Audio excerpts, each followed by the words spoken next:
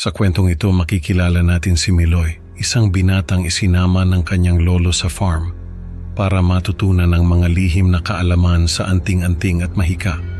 Ngunit sa gitna ng kanilang mga gabi-gabing pagbabantay, isang mangkukulam ang naghasik ng lagim at nagdala ng panganib sa kanilang buhay. Sa gitna ng dilim at takot, makikita natin kung paano hinarap ni Miloy ang mga kakaibang pangyayari at kung paano niya sinubukang ipagtanggol ang kanyang lolo. Ano nga ba ang magiging kapalaran ni Miloy at ng kanyang pamilya laban sa mga puwersa ng kasamaan? Ang pangalan ko po ay Ramil. Tawagin niyo na lang akong Miloy. May karanasan po akong ibabahagi sa inyo. Sana po ay magustuhan ninyo. Nung 18 years old ako, ay sinama ako ni lolo sa farm. Sabi niya, kailangan ko na raw matutunan yung mga bagay na ginagawa niya. Sa farm, para daw may magtutuloy ng mga ginagawa niya. Kapag hindi na niya kaya o kaya naman, ay mawala na siya sa mundong ito. Panganay ako sa mga apo ni lolo.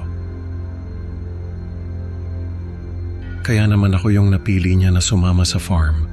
Nung una ay ayoko sana kasi parang ang daming gagawin. Pero naisip ko, malaking karangalan na mapili ni lolo. Kaya naman pumayag na rin ako kahit medyo alanganin ako. Nung una ay mga simpleng gawain lang yung pinapagawa sa akin ni lolo. Yung mga pag-aalaga ng hayop, pagpapakain ng mga manok, baboy, baka at iba pa. Tapos ay unti-unti na niya akong tinuturuan ng mga bagay na ginagawa niya.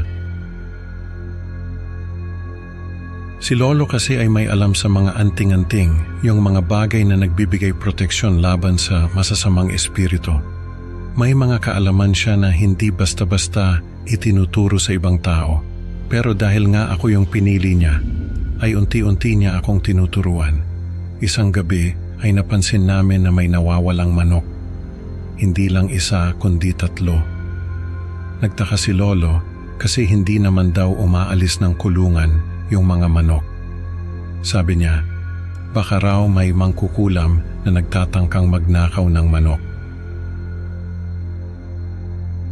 Sabi ko kay lolo, paano niya nalaman na mangkukulam ang may gawa? Hindi raw kasi basta-basta makakapasok sa farm namin ang mga magnanakaw. May mga orasyon daw kasi si lolo na nakapalibot sa farm. Kaya kung tao lang ang magnanakaw, ay mahuhuli at mahuhuli ito. Iba naman daw kung mangkukulam dahil may kaalaman din ang mga ito sa mahika. Kaya naman ay nagpasya si lolo na magbantay kami sa gabi. Doon daw namin mahuhuli kung sino man ang nagnanakaw ng mga manok. Nagdala kami ng mga kagamitan. May mga bote ng asin at holy water na dala si lolo. Sabi niya, kapag mangkukulam ang kalaban ay napaka-epektibo ng mga iyon. May dala rin siyang balisong na may mga ukit ng orasyon. Sabi ni lolo, mahina na raw siya kaya kung sakaling hindi niya makayanan ang mangkukulam ay ako ang bahala sa kanya.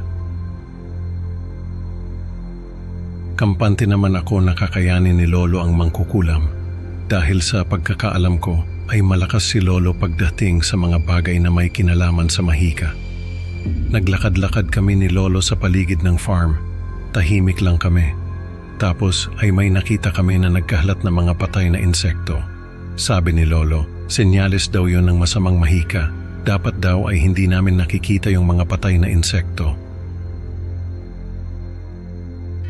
Ibig sabihin daw ay hindi maayos ang mahika na ginamit ng mangkukulam.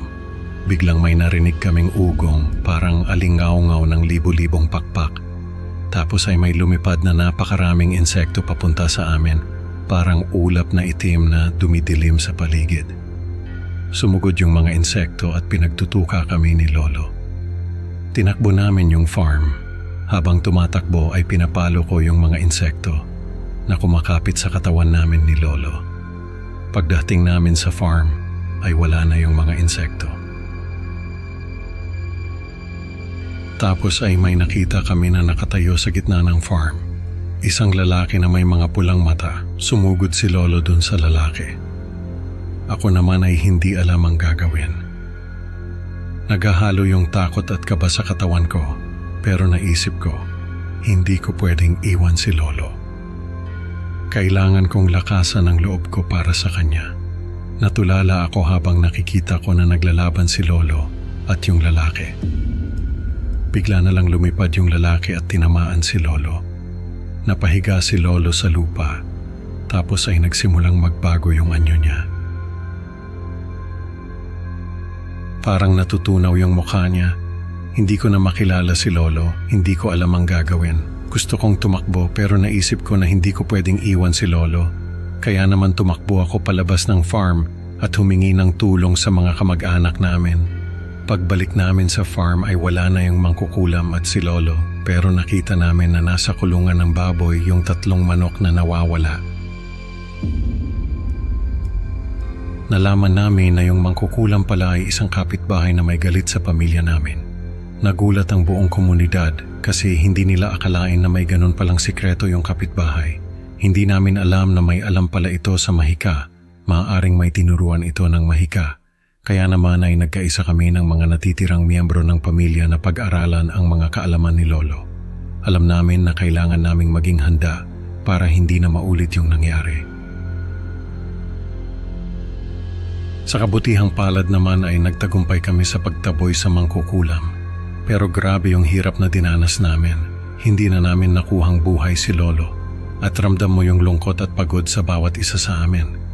Ang huling balita namin ay pumanaw na rin yung mangkukulam na yon. Dahil sa pagkatalo niya sa amin, pero hindi pa rin kami kampante. Dahil baka mamaya ay may tinuruan pa rin yon ng kanyang Mahika. Sa kwentong ito natutunan ni Miloy na ang tunay na lakas ay hindi lang nasa anting-anting kundi sa tapang at pagmamahal sa pamilya. Salamat sa pakikinig mga kaibigan. Huwag kalimutang i-like at mag-subscribe para sa mas marami pang nakakatakot na kwento.